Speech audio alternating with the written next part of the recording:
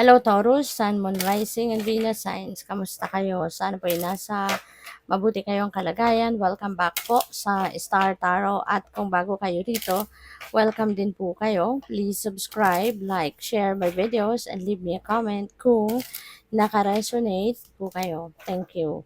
So, Taurus, first card ninyo is Bear.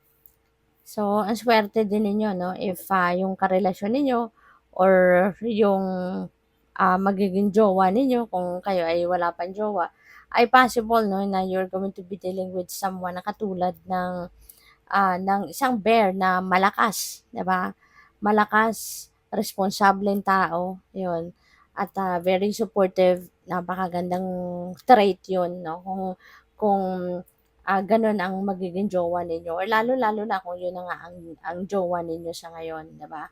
Or pupuwede rin na kayo ito, 'di ba, na very ano ka, very supportive ka din sa jowa mo, sa person mo, very responsible ka, 'di ba, bilang, kung kunyari ano ka na, may asawa ka na, 'di ba? So, siguro magiging mahal na mahal ka at ma-appreciate ka talaga ng person mo kasi you're such a strong person.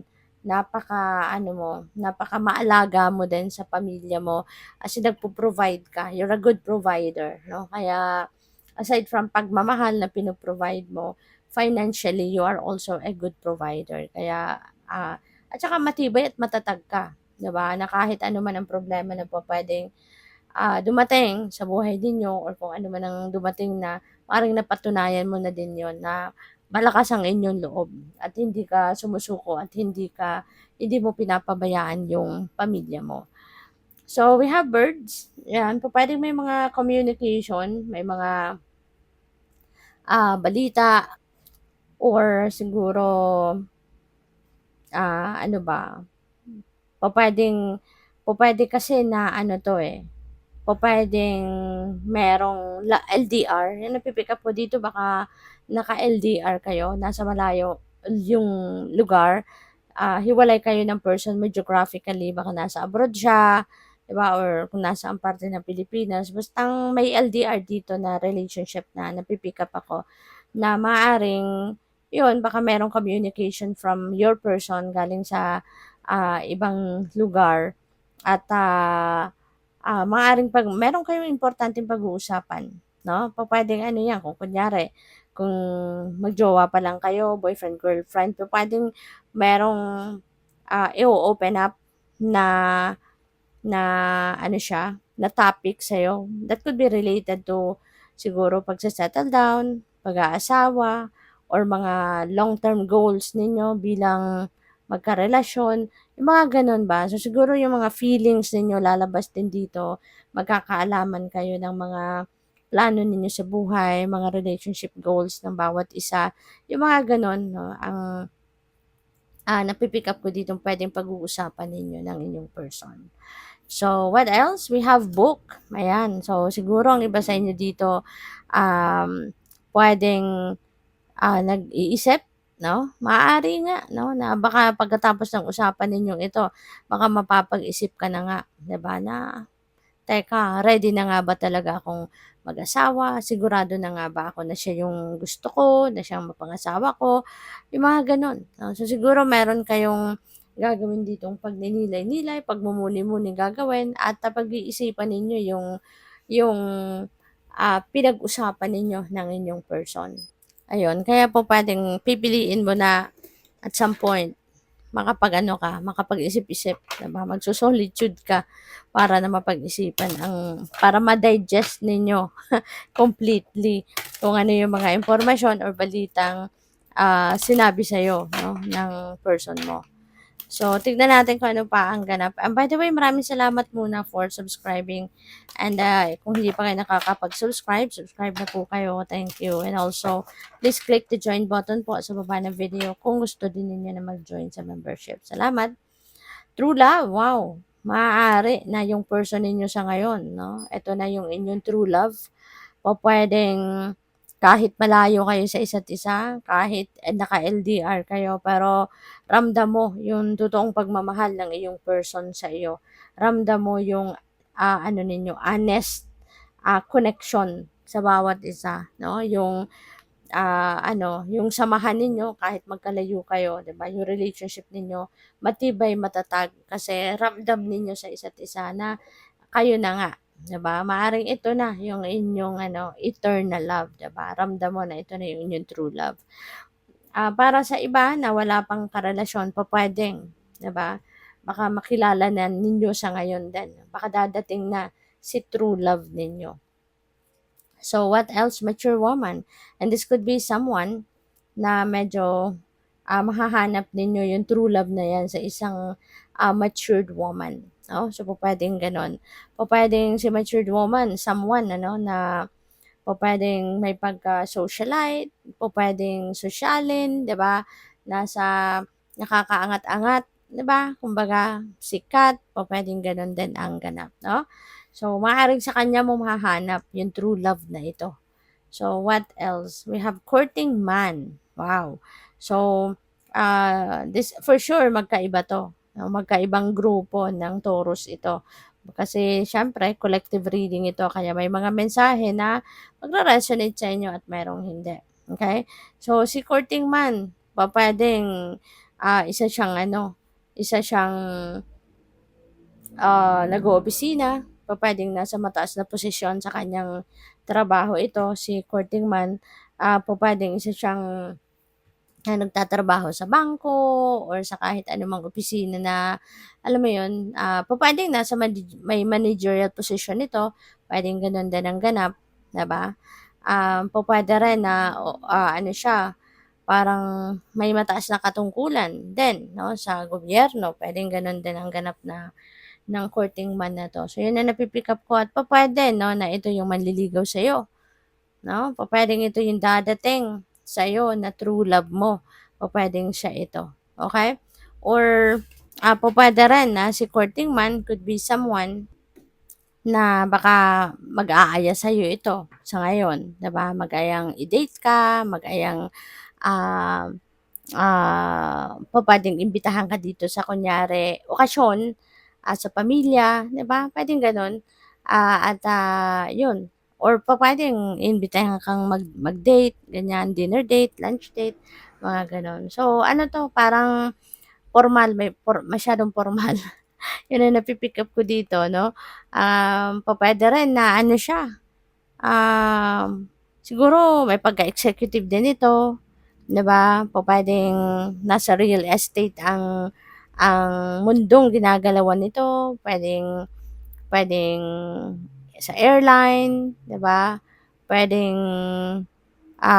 yun nga sa bangko or sa mga kung anong financial institution maaaring related yung trabaho niya or negosyo niya sa mga bagay na sa mga ano na yun, areas na yun, 'no?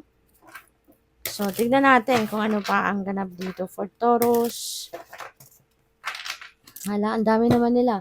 So, kung kunyari, kung hindi ikaw yung liligawan nito, baka ikaw ito. 'Di ba? Pupuwedeng ikaw 'yan na merong liligawan. So, what else? We have Ace. Ayan. So, Ace of Wands, meron ditong magsisimula na relationship. No? Kasi, ano ito new beginning. So, meron ditong exciting, passionate na relationship na maaaring magsisimula. Okay? Dahil meron tayong courting man, so possibly, 'di ba, na meron talagang magkakaroon ng bagong relationship dito or siguro magsisimula na manligaw, no? Puwedeng gano'n. So, what else? We have 5 of swords. So, pupuwedeng mayroong ang iba naman sa inyo dito baka mayroong hindi pagkakaunawaan, no? Maaaring may hindi pagkakaintindihan, sa bawat isa, puwedeng may gano'n. Or this could also mean conflict, no? Internal conflict. Baka naguguluhan ng iba sa inyo dito kung ano nang gagawin, 'di ba? Maaari lalo na kung hindi lang kunyari hindi lang iisa yung nililigawan mo or hindi lang iisa yung manliligaw mo. Depende sa sitwasyon ninyo. Kaya po puwedeng conflicted na. Kasi po puwedeng maraming pagpipilian kaya kayo maguguluhan. So we have 10 of Cups which is happy family. Wow! So, maaaring ang iba sa inyo baka mauwi na nga sa kasalan, mauwi na sa pag-aasawa, 'di ba? Kaya napakasaya. So, magkakaroon kayo rito ng um, magkakaroon kayo dito na feeling cloud nine, kumbaga, no, for some of you. So, Queen of Wands, this is someone na siguro very decisive, no? So, if you're going to embody the energy of Queen of Wands, so magiging sigurado ka doon sa kunyari kung sino ang liligawan mo or kung sino yung pipiliin mo na maging jowa mo, magiging decisive ka eventually. So, papwede rin na pag-iisipan mo talagang mabuti yan para kaya nga magsusolitude ka dito, 'di ba? With the 26 energy, sa pagmumuni-muni mo, sa pag-iisip-isip mo, then magkakaroon ka din diyan ng clarity, magkakaroon ka ng kalinawan at mapagdedesisyonan mo din, makakapamili ka din, no? Masisigurado mo din kung sino nga diyan ang pipiliin mo, 'di ba? Or kung ano nga ba ang direksyon na tatahakin mo, no? So, we have the Queen of Pentacles, and so meron tayong Queen of Wands, meron tayong Queen of Pentacles. So, parang some of you are dealing with matured women, no? Meron tayong mature woman card, and meron tayong Queen and Queen of Wands and Pentacles.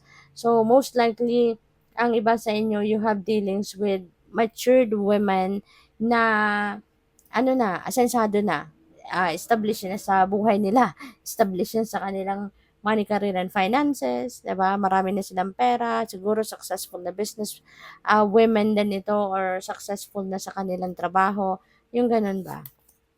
We have Page of Swords. There's a lot of news coming your way. Marami kayong mababalitaan. At kino-confirm lang ni Page of Swords itong Bird's energy. So, di ba, maraming news ang dadating eh. Maraming pag-uusapan, maraming po pwedeng dumating na mga ano sa inyo, balita, yung gano'n. So, gano'n din ang sinasabi ni Page of Swords. Kaya, make sure lang, no, na maging, ano kayo, maging maingat kayo sa pagproseso ng mga ano ninyo, mga impormasyon na ito. Kasi po pwedeng may mga chismis din yan. 'Di ba? Baka mamaya merong dumating din sa iyo na mga impormasyon galing sa Marites, 'di ba? So maging maingat kayo sa pagproseso ng mga mensahe na maririnig ninyo kasi kailangang 'wag agad-agad paniwalaan, no? Lalo-lalo na kung hindi yan first-hand information, okay? Kasi baka mamaya meron lang nang-iintriga sa'yo, meron lang nang-iintriga sa manliligaw mo or sa nililigawan mo, 'di ba? Kaya maging maingat, okay, sa mga impormasyon na tatanggap ninyo. What else? We have the Nine of Cups. So, this is really beautiful. Napakaganda. Kasi this is happiness and joy. So, talaga magiging masayang-masaya ka sa ngayon, lalo-lalo na pagdating sa relationship mo. Kasi po pwedeng para sa iba sa inyo na wala pang jowa, baka ngayon papasok na kayo sa isang romantic relationship, as in magiging formal ng kayo, or kumbaga ano, yung ang tawag dito, yung confirmed na kayo talaga at official na kayo, po pwedeng i-announce na ninyo yan sa iba, 'di ba, na kayo na nga, yung gano'n, kaya magiging masayang-masaya kayo siyempre. Parang cloud nine kayo, no? We have the Ten of Wands, which is burden, emotional burden, and we have the Knight of Pentacles. Ayan. So, maaari talaga, no, na meron din ako napipick up dito na pwedeng may magbabalik. Okay? O pwedeng para sa iba sa inyo dito, baka magkakaroon ng reconnection sa ex ninyo. Pwedeng gano'n. Pero, maaari din na maaalala lang ng iba sa inyo sa ngayon. Kasi po pwedeng may pinagdaanan na kayong dating relationship in the past. At yun nga, burden kayo, no? Nasaktan siguro kayo ng naging karelasyon ninyo dati. And for the longest time, maaring bit-bit ninyo yon, yung sama ng loob, yung galit sa puso ninyo. At kaya mabigat sa loob ninyo. Kaya ngayon, no, parang yung taong yun, kung sino man nakapanakit ng inyong damdamin, puwedeng nakikipagbalikan, no? Maaaring nakikipagbalikan sa'yo. Yun ang napi-pick up ko dito. Kaya nasa sa inyo na yun, no? We're all given free will. Nasa sa inyo na yun kung ano yung gagawin ninyo or kung papaano ninyo yan ina-navigate na sitwasyon na yang pagbabalikan or pakikipagbalikan na gagawin, no, ng ex ninyo. So, good luck. Thank you for watching Love and Light. Namaste.